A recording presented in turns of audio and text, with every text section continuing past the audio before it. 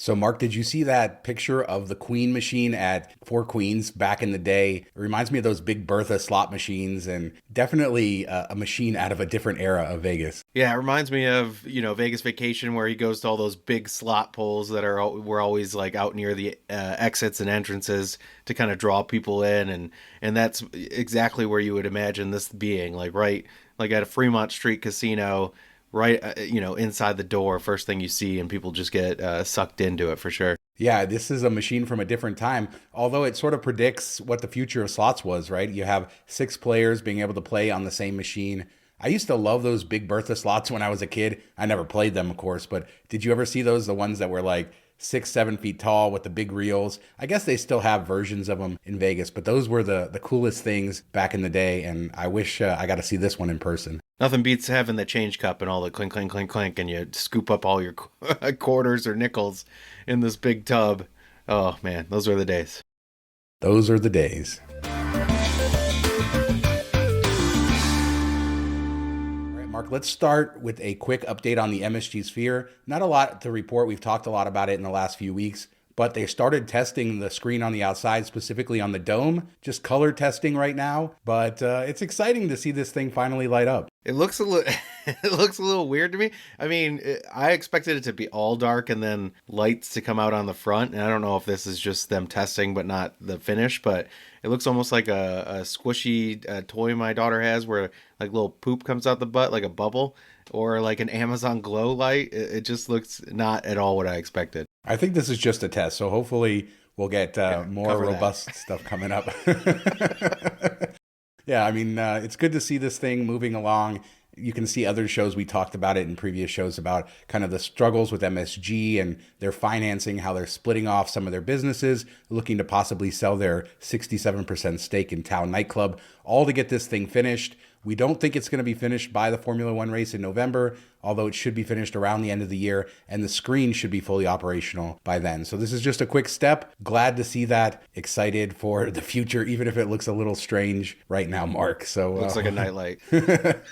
All right, so Vital Vegas is reporting that Cosmo is going to switch over from Identity Rewards to MGM Rewards starting in April. I wasn't able to independently confirm this, but this sort of meshes with the timeline that they talked about. So I guess first thing for people out there who have comps and things like that from Identity, make sure to get that stuff booked. It'll be honored once they switch over. But if you're an MGM loyalist, you want to use comps at Cosmo, you want to book through your MGM, hopefully that will be coming in April as well. Yeah, I have to wonder if once this switch first goes over, like early on, if they're overly generous to players at Cosmo that came over from the Identity program, just to try to keep them coming back and gambling and everything like that. So it'll be interesting to see if there's any anecdotal evidence of it being better to gamble at Cosmo versus other MGM properties. I don't know, if they're sophisticated enough to do that. I would imagine so, but that would be kind of cool if they did. I mentioned briefly on the last show that we had seen some anecdotal evidence that maybe Cosmo was getting a little run down. Again, I stayed there a few months ago, didn't notice this, but we did see that on Twitter with some pictures that sort of reminded me of what Aria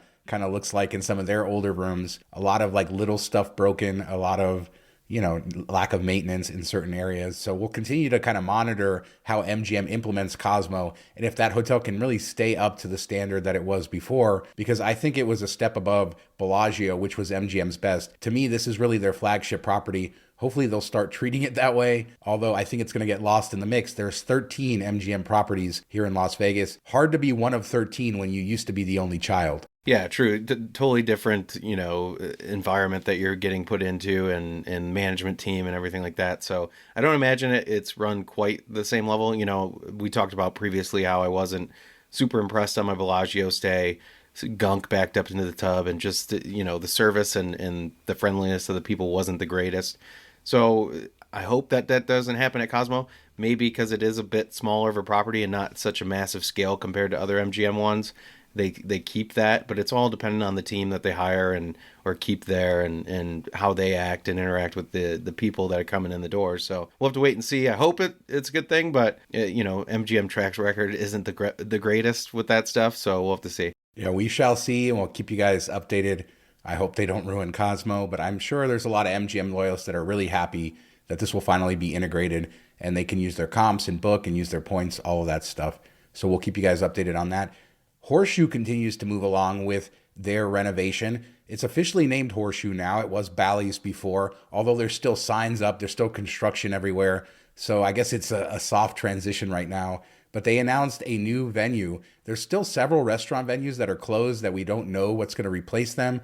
Well, we finally learned that what's going to replace the Burger Brasserie, which is in that area between Paris and Horseshoe. And guess who it's going to be, Mark? It's your favorite celebrity chef. It's either got to be Gordon Ramsay or Guy Fieri. Or how do you say it? I don't know how you say it. Fieri. Sorry. Fieri. So Guy Fieri's Flavortown Sports Kitchen is coming to Horseshoe. It's going to be 6,500 square feet, seat 279 people throughout their bar, main dining area, and rotunda. So that should be pretty nice. And it's going to bring Guy Fieri's food back to the Strip. Of course, he has a couple other restaurants in Las Vegas, although I think the Burro Borracho at Rio has closed. But yeah, he's got a big deal with Caesars. He has restaurants all over the country. Also well known for his deal with Carnival Cruise Lines. Makes a good burger, I will say that. His other food, I'm kind of mixed on. Yeah, not surprising that they dipped into the well of what they've used before. And I expect there to be like 2 or 3 Gordon Ramsay restaurants mixed in there when it's all said and done. But, interesting enough, he's a guy's opening up a restaurant in the Detroit area too. So it's just kind of funny that at the same time. I've never actually been in one of his restaurants, so I'll have to check it out. And I didn't realize until I was reading the show notes that he went to UNLV. So there you go. I knew he came from California because our buddy Ian always harps about it, but I did not know that he's a local college grad. Yeah, I think one of his most famous dishes are those trash can nachos. I finally got to try those on the cruise ship this last, a few weeks ago in December. Sounds appealing. And they were pretty good. Yeah, exactly. Who doesn't like to eat trash can? And it's just like that. It comes in this little like trash can. They dump it out onto the plate. I know that's his famous dish, but... Tableside nachos. There you go. Yeah, $90 coming soon to Horseshoe. Speaking of Horseshoe, we found out this week that they're building a new Game of Thrones attraction, and it's sort of off that backside, kind of as you walk towards Ellis Island, kind of on the east side of that.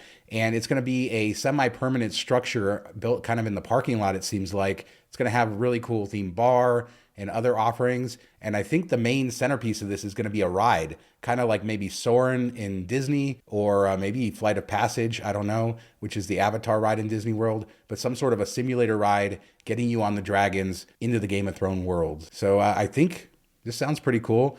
You were saying before, it sounds like it should be at Area 15. Yeah, it sounds like a perfect fit for Area 15, but no, that's awesome that they're bringing that to the Horseshoe.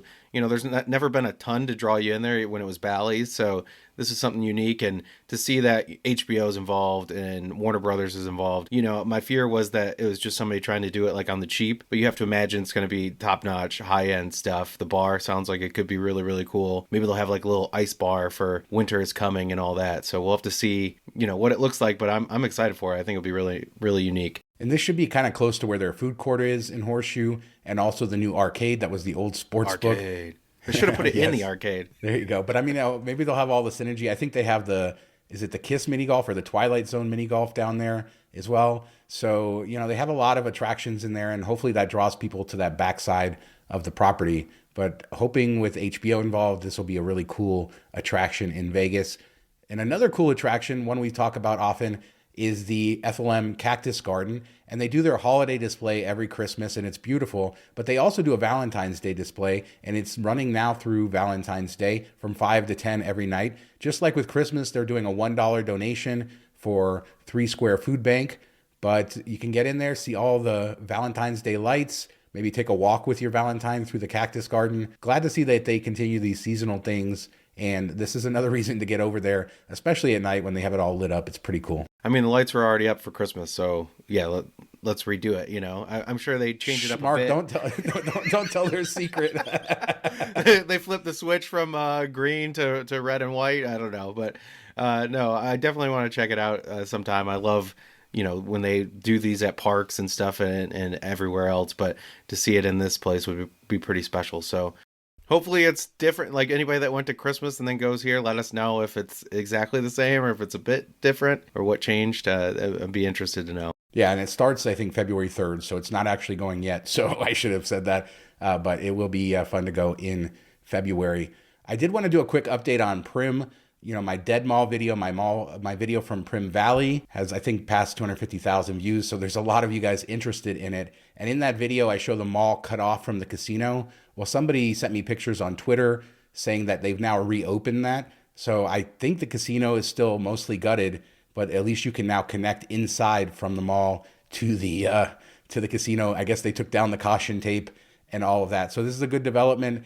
I'll have to get back out there. I may be back out there in the next couple weeks to see kind of what the updated thing is. So I might update you guys on this show. But I guess this is a good sign for how bad that property was, how depressing it was to see it. Maybe, some sort of improvement is coming. You pull some slots, you go do your morning walk, through the mall and buy some Bed Bath & Beyond soap and then go back to slots, I guess, without having to go outside. There you go. All right, so let's talk about our main story of this week, and that is Fontainebleau.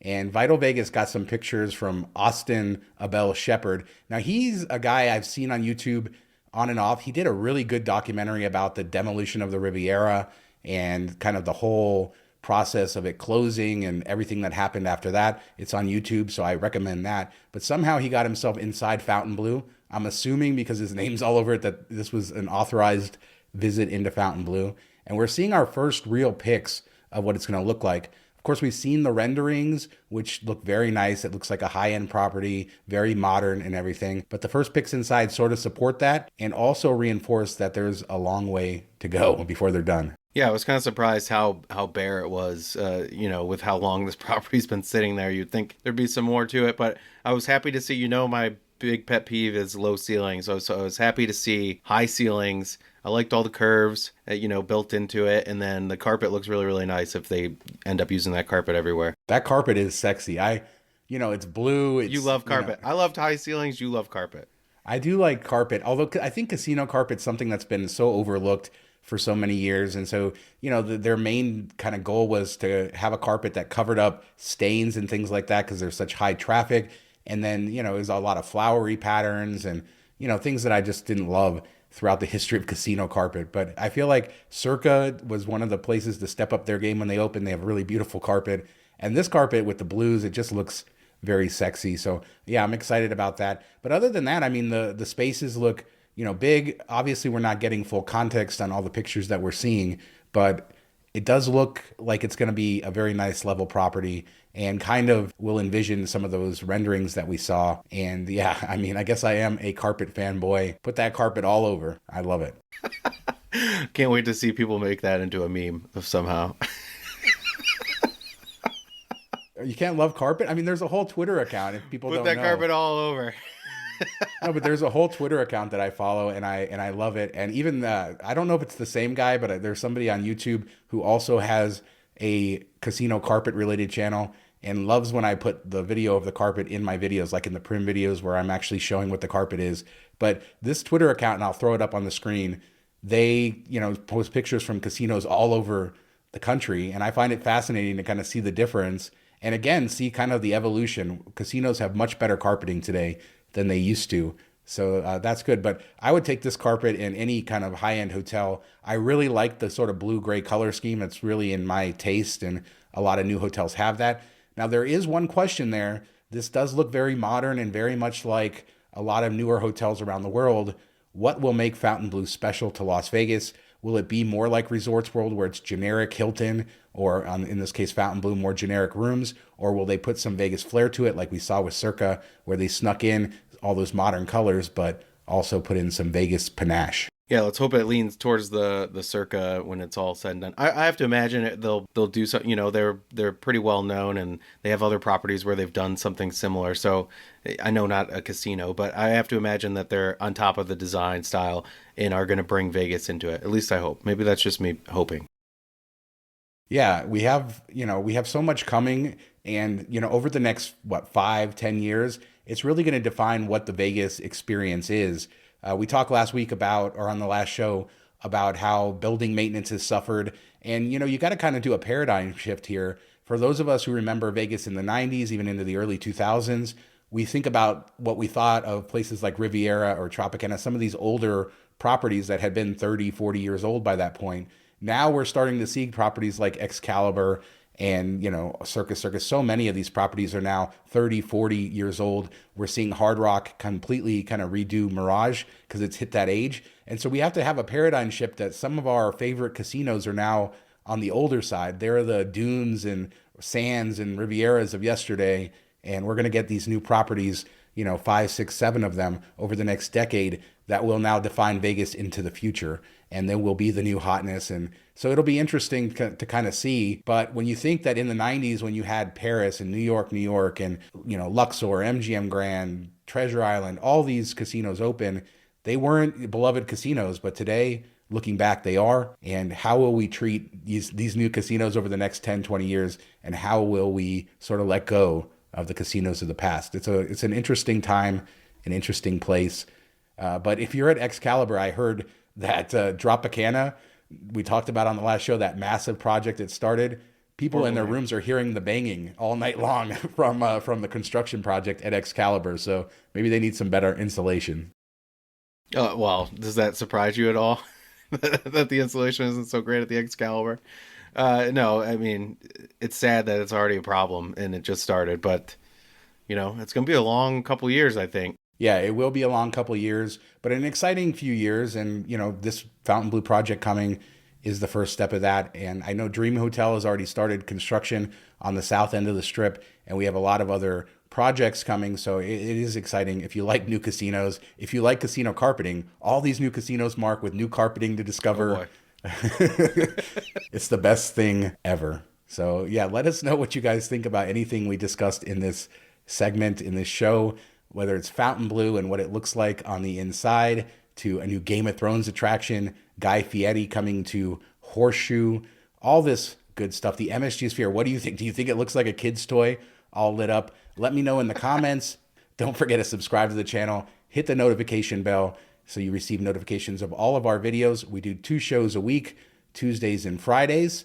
And starting this week, you're going to be able to hear us on the radio Friday mornings doing a 3-minute version of this show on 91.5 Jazz and more here in Las Vegas. So that's exciting, Mark. We'll be on the radio the same day this show comes out. So if you listen to 91.5 during drive time, listen for us. Fun times. And if you don't, put it on now. Thanks so much for watching. Talk to you next time. See you next week. Have a good weekend.